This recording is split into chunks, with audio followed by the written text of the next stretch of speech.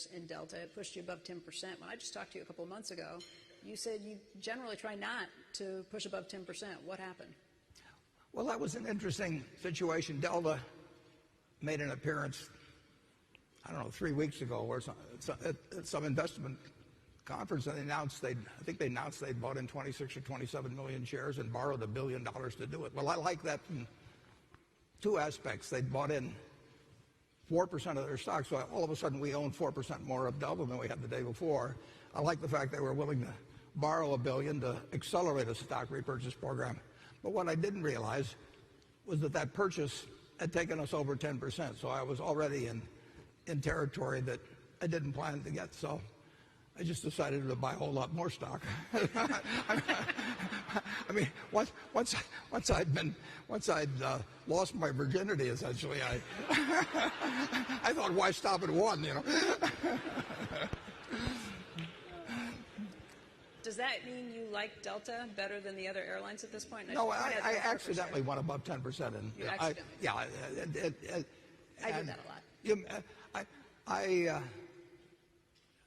I made an investment in U.S. Air back in the late 1980s, and I think it was for $380-some million. Ed Colodny and I had dinner, and he said he needed some money, so I wrote the check.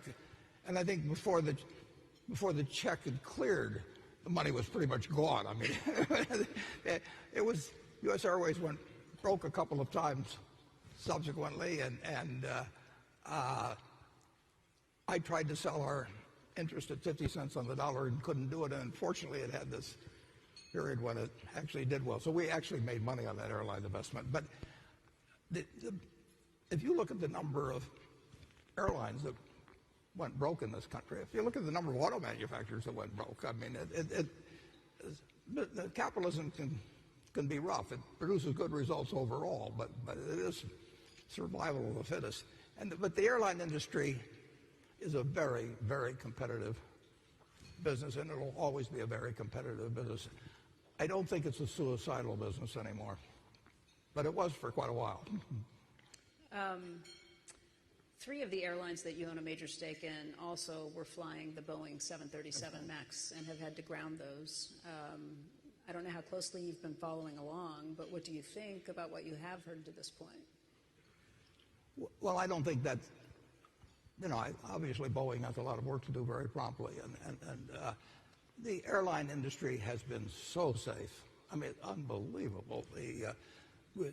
We happen to sell insurance also, and the rates went down so far just because the industry is so safe. And obviously there's a problem with this 737 MAX.